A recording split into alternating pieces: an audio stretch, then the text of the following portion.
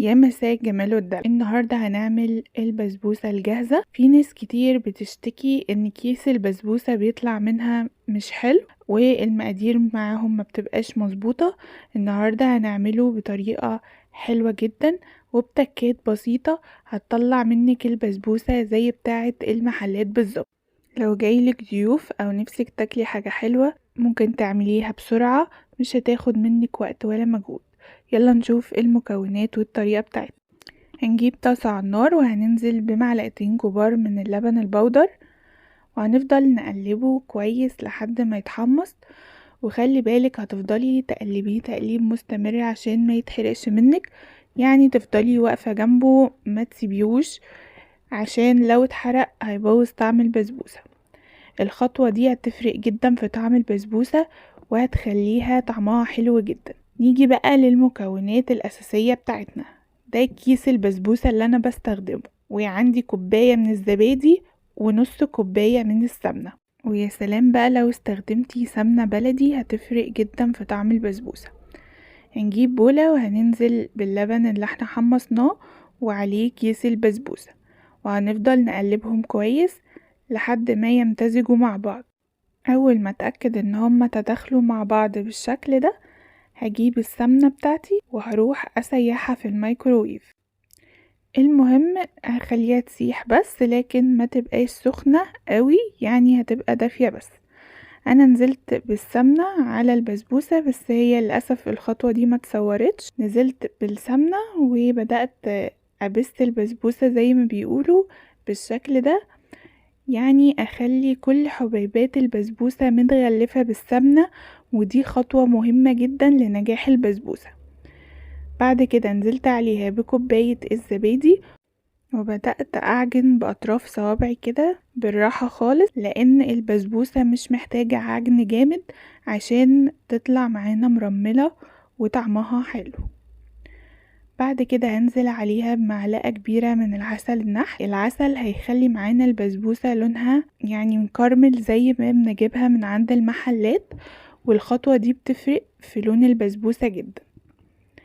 بدأت برضو اعجن زي ما اتفقنا باطراف صوابعنا لحد ما العسل اختفى خالص.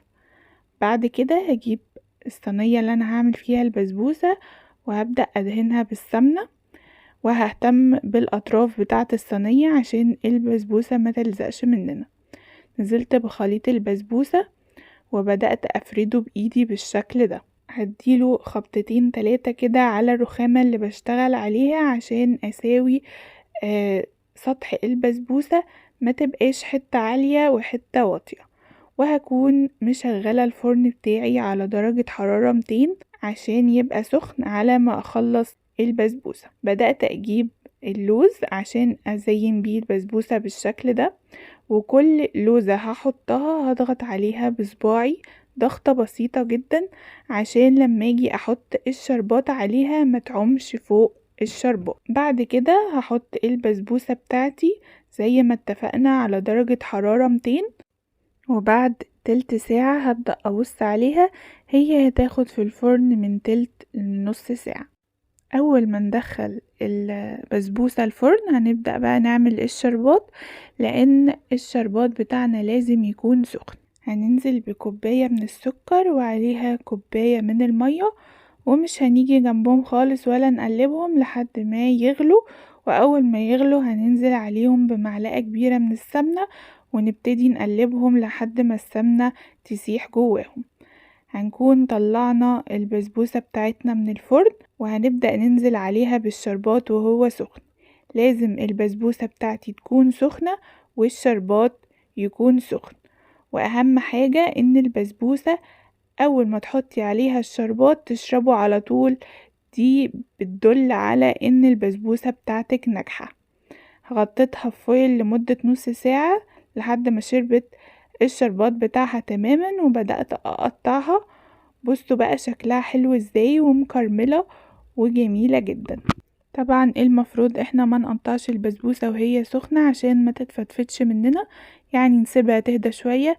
بس انا بصراحة ما قدرتش اقاوم وقطعتها على طول. اتمنى يكون الفيديو عجبكم، ما تنسوش اللايك والشير. كان معاكم إسراء، سلام.